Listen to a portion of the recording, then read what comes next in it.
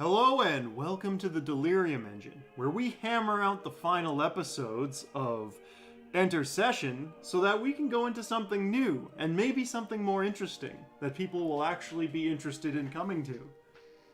Yep.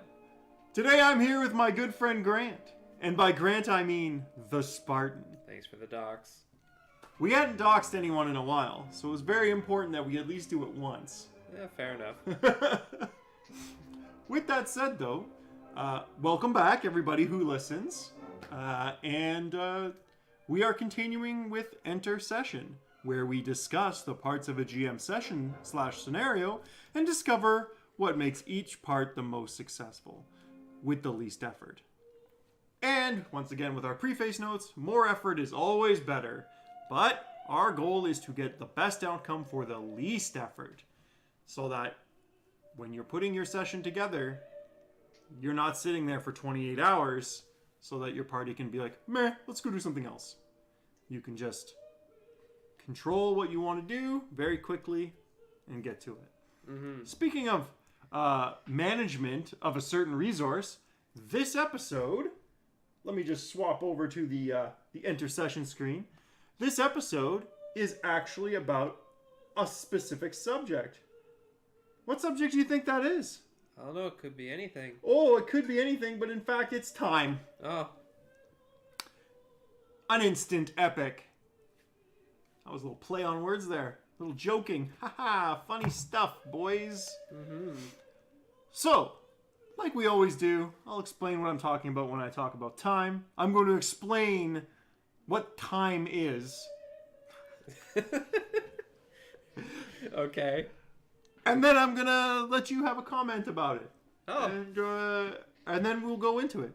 No, what we'll do is I will talk about what we mean by time with respect to the discussion.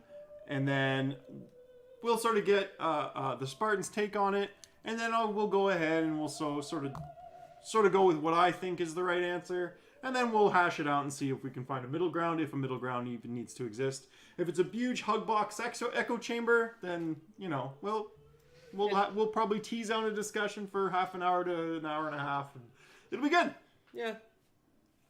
I enjoy these episodes. We usually find a few nuggets of truth in there. And frankly, I think that this episode's going to be no different. So, to start, time. What we're talking about when we're talking about time is your planned length for the game, for the session. Mm-hmm. So, you know, from the time when you're like, welcome to the dungeon of Magarog, or whatever name you want to use, right to the, and you've discovered the treasure and you all lived happily ever after until next session in, you know, game time 4 hours. Or died horribly. Either or one. You all died horribly. So that's the amount of real life time that passes between the start and the end. And so an entire campaign would obviously be many sessions. Yeah. But so the question is really, how long should one session be? Should it be just, you know, everybody comes in, plays for their 4 hours and goes? Should it be, you know, like a episodic almost? Like the whole session should be like 3 or 4 episodes, like 3 or 4 sit downs? Or just measured in hours. How many hours do you think you should put into each session? Mm-hmm. Maybe not your personal time, I mean crafting it, but the amount of time that the players will roughly spend doing it. So, with that said, with that explanation in mind, Mr. the Spartan, what do you think? What do you think, when you're playing a game, what do you think is the ideal amount of time to sort of reach the end of a story arc or of a session? Well, a story arc would take, I think, multiple sessions. Like, unless it's very small. Okay. So in your view, it's like sessions produce story arcs produce campaigns. Yes. Okay. A session, if we're going for most optimal use of time, you could probably get through a session in anywhere between 2 to 4 hours. 2 to 4 hours? For a short one, anyway. That's a session? Yeah. Okay. So, like, that means, you know, from the beginning of Quagmar's dungeon right to the end, that's 4 hours. Yeah, you could probably punch that out in 4 hours, as long as the dungeon's not massive. Yeah. Okay. That's ideal. That's what you think is the best.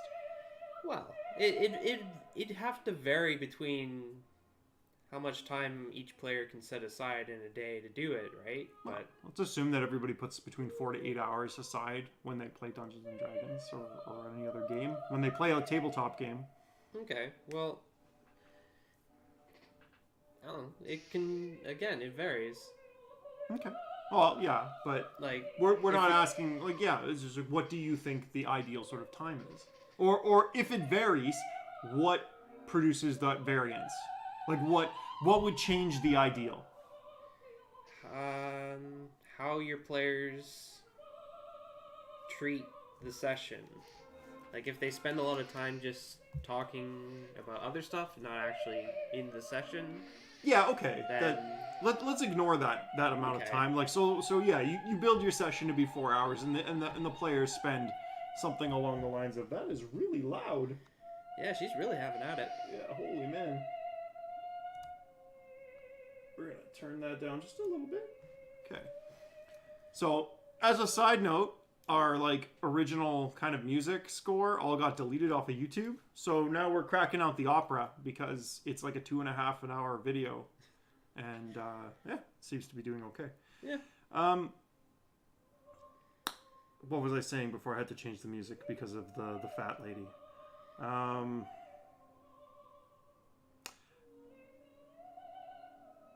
Time. What? I forgot. I completely forgot. We were talking about the session.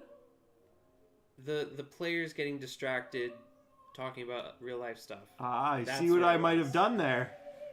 Players getting distracted. Yeah. So let's ignore the players getting distracted part, because if you have the 4 hours of game that you've planned roughly, and then the players just buy stuff at the store and interact with the shopkeeps or whatever for 3 hours, that doesn't count.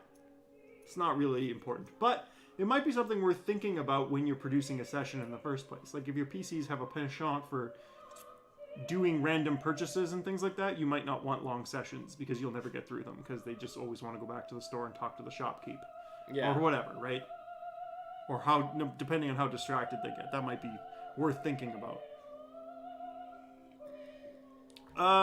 Okay. So you say 4 hours. Yeah, 2 to 4 hours. Okay. 2 to 4. All right. You could probably get through a session in 2 to 4 hours. All right. So, I'm not going to disagree entirely with that, but I'm going to say that my ideal session running time is 4 to 8. Okay. Or even 6 to 12, I'd even say. So, if you're playing with four sessions or whatever, yeah, 3 games. 4 hour sessions, three games. Right? And if you're playing with, I like playing with 8 hour sessions. It's like a game with a cliffhanger and then an ending leading into an off session. That's what I usually do. And honestly, I don't know if the whole bigger, having a clip at the end is a good idea. But what it does do is, after everyone's sort of finished the arc and it all finishes, then it's what do you guys want to do at the end? So it's now that this section of the plot is done, now we sort of calibrate once again and see what the players are doing. So you'll notice when you've played games with me, it's you guys finished doing a thing, and it's oh yeah, so now you're here. What next, boys? What do you guys want to do? You guys, all this stuff is now happening in the background. Do you have any sort of way you want to interact with the environment that's changing around you, or do you just want to sit and wait and see, or do you guys have new goals in mind? What are you trying to do? Yeah. All right. Yeah. So, what do you think of something like that being the standard fare? When you're running a session a one and done, so it's we all sit down, we all get started, and we all get finished. Having, I guess at the beginning of the next session, you wouldn't have a lot of time to calibrate unless you do some sort of in-between session thing, like a creative writing almost. Or what do you guys think about what you guys are going to be doing? Mm-hmm. Write it on the forums or something like that if there is a forum. Yeah, that could work. Like, I don't know. I find it hard to directly pinpoint how long a game should be. Okay, well maybe that's not the right question. Because maybe the question's wrong. Maybe we need to think of some other sort of question to determine this time. Like what? Like we've talked about pacing. Yeah. And we've mentioned before that games do go long, right? Like in previous episodes. I think when distractions and stuff, they sometimes they'll go long. Mm-hmm. So that means that there is a time somewhere in there that like is reasonable. And maybe when you're building your game, you like I don't necessarily entirely consciously, determine how long the session will go. Yeah. But what I do is I have a rough idea of how many steps are each part is going to take. Like, and I sort of think that each step is going to be roughly 2 hours. Okay. Because players run in real slow time. Yeah. And sometimes it completely takes a dump and the players are just like, they hammer through it all super fast. But generally speaking, each step in the journey I find takes 1 to 2 hours. So when we discussed sort of the trail, right, we said, try to go to 5 to 10 steps. Yeah. Right? And then just have your understanding of the whew, this is brutal. She's just running over us. She's got those high notes.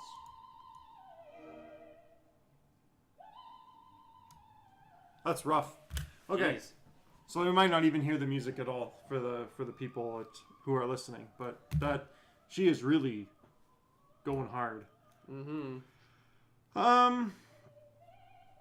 Now that I've been distracted here, so each step takes about 2 hours, roughly, and you sort of build your session based on that many steps, and then you kind of tease out what you're going to do, and each of those steps is going to have a different level of, intensity. When we were talking about the trail and the barriers or whatever to produce that pacing, mm-hmm.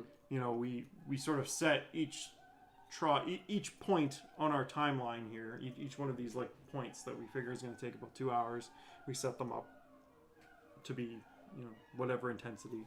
And like obviously some are going to be longer than others, like a combat's going to take, like this is something you sort of feel out with your players depending on how experienced they are, but like a combat will take generally something between an hour, like a really decent combat. Yeah. Unless you just decide to skip over it. Like, it's like, okay, we've determined that the players are sufficiently badass that they're just going to take these guys out. So we'll just skip over it, you win. Yeah. Like, we don't need to roll dice to clean up the mess. Like, to clean up the last few goblins or whatever. It's like, you got this. Roll a die if you really want to be a jerk about it and say, y'all take 6 damage or like a d6 of damage. Yeah. Just because of the ensuing melee. So, yeah. And yeah, obviously you tease out the time a little bit more or less. Mm-hmm. Well, for me, the game I'm running now, I think I said 2 to 4 hours because my time constraint is 3 hours. Like I have my players from 5 to 8, and then they go home. So it's like a 2-point session, basically. Like you just there's a puzzle and then there's a battle and then that's good game. Yeah. Pretty much. So the 2 hours per event. Each event within your session takes roughly 1 to 2 hours. So like having keeping that in mind, you can sort of set your time up. And maybe that's the question we should be answering on the episode, is sort of how to set up your time the way you want.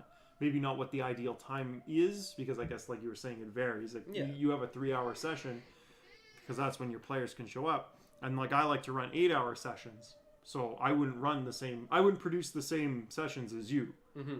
Right? So I guess that would mean then that the question we want to answer is, what is the ideal amount of time for an event. And when you plan these events, maybe each event has to be planned in a certain way.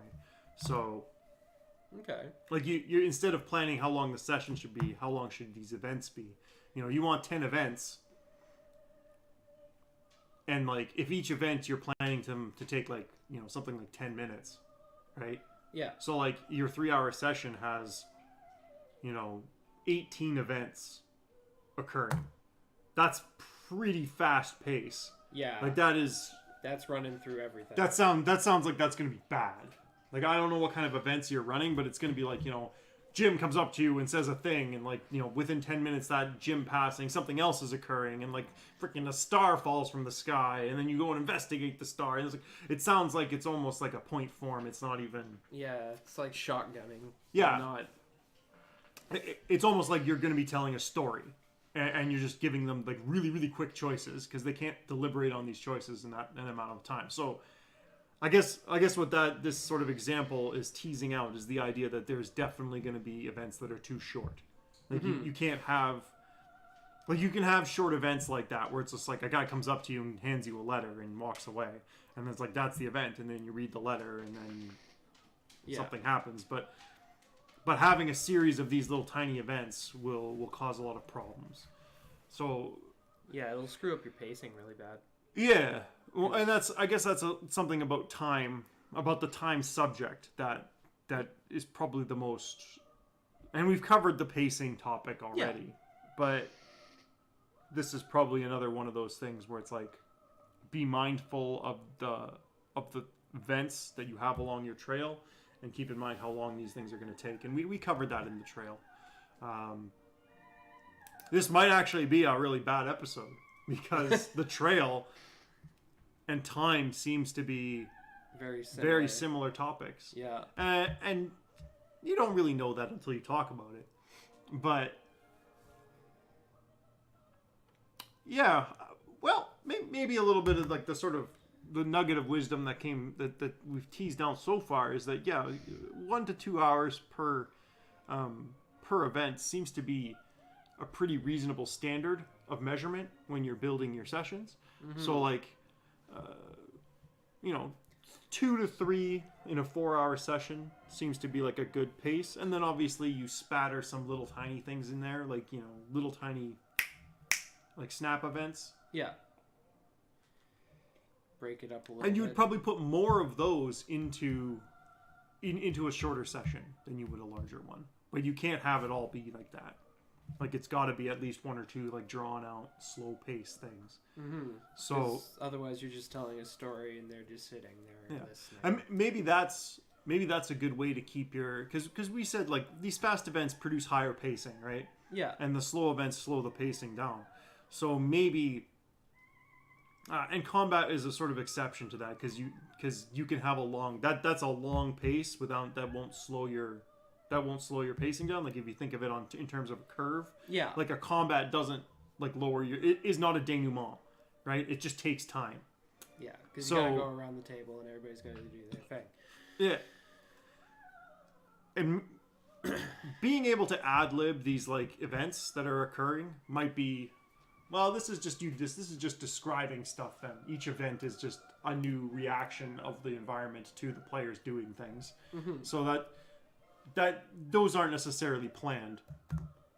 So I'm not going to count that. Like that's just discussion. Like, you beat up a bunch of goblins and one runs away and he rings the alarm. That's an event, but that's just the environment interacting with the players. Yeah. You didn't plan the goblin to ring the alarm like you might have. But likely that wasn't the case because they could have just as easily fireballed all the goblins and they all died instantly. Like you couldn't. How do you plan that? Yeah. And like, I guess the idea that you planned that there could have been an alarm makes sense. Have a variety of options. But that once again, that's just notes in the environment, right? Yeah. Like that you didn't necessarily plan that. That's just something that happened. So. Yeah, planned events like that might be the short-term environmental changes, like quick factors that change the environment. For example, like you're in a dungeon and you guys hear rocks slide in a few aisles over or something like that. Yeah. That might be sort of point of interest that you guys, you as the GM put in to your game in order to produce, increased tension. Because, like, oh, you're in this dungeon and it's starting to fall apart. Or who knows what. Or someone's trapping it. Or who knows the reason. Yeah. But it's like, that's an event that only takes a few seconds. Like, it takes about 10 minutes for them to be like, okay, well, what do? We go check it out. Da-da-da-da. And you're like, okay. Then they discuss it and, like, then they move on. They're like, okay, well, we got to continue. Or we run away or whatever. So, those small events are sort of, I think they would be the kind of gold that you would add to your session in order for a short, like when you're doing a short session, you would add these in to keep things very high paced. Because a shorter session wants to be higher paced. Mm-hmm. Like a longer session can have a bunch of puzzles.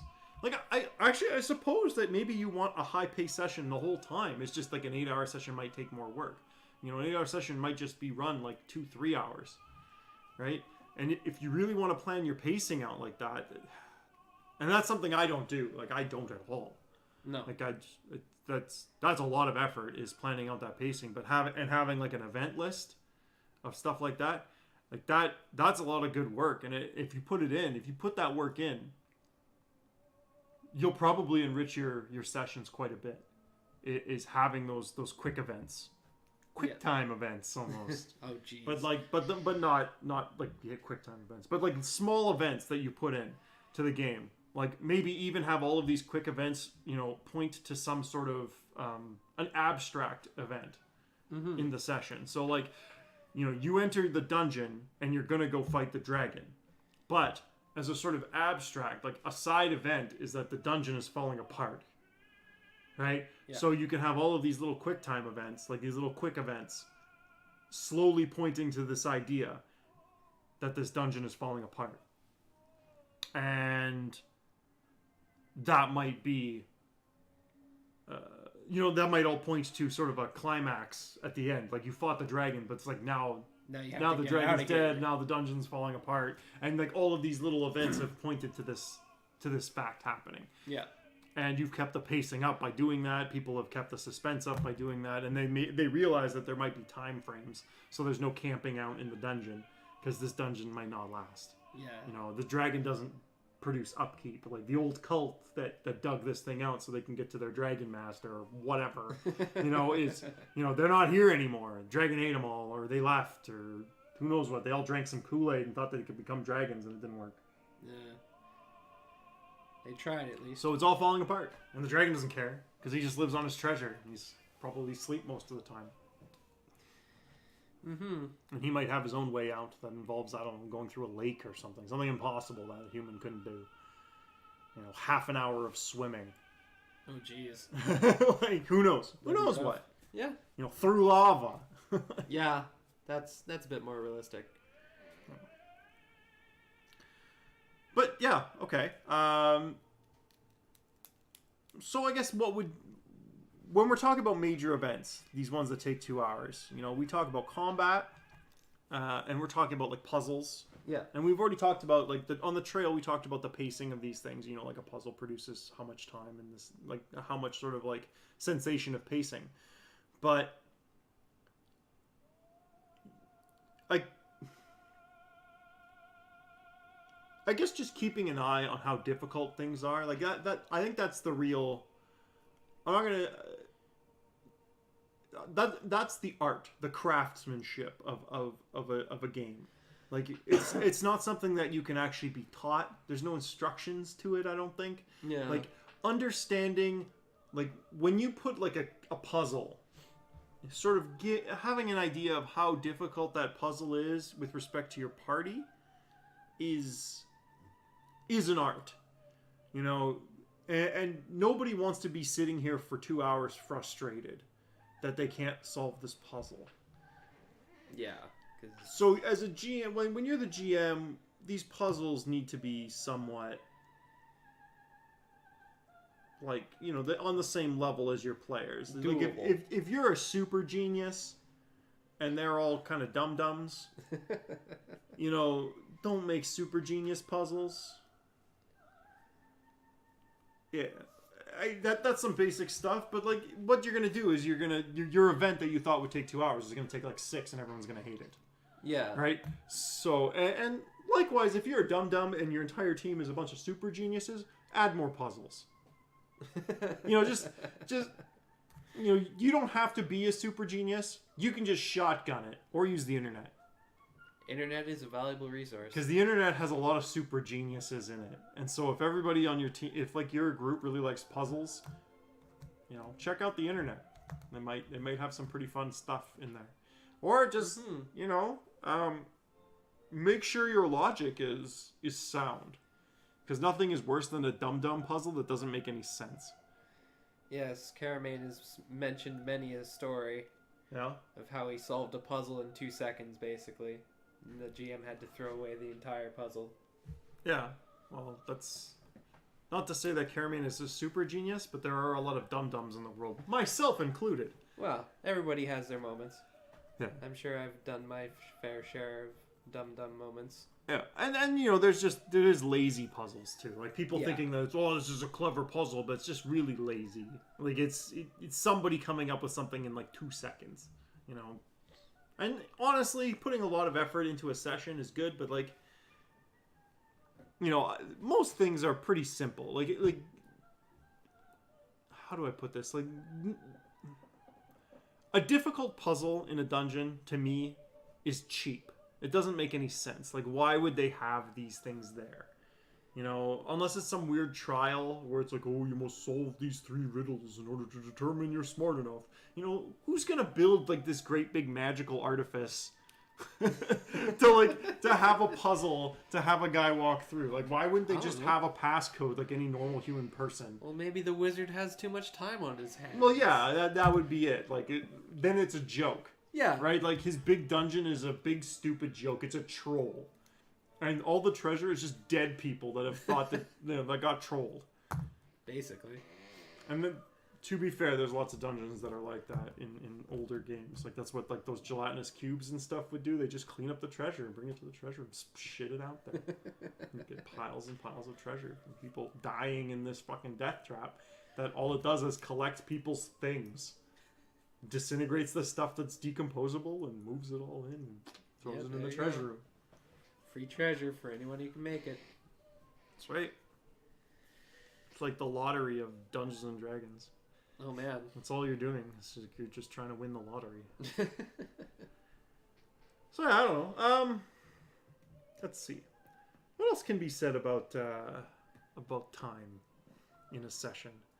Planning for your plan, I like the idea of the 1.5 sessions, I run 8 hours, so it's like 12, but like if you're running a 3 hour, having your climax as a cliffhanger and then having the next session to be like, that's the battle.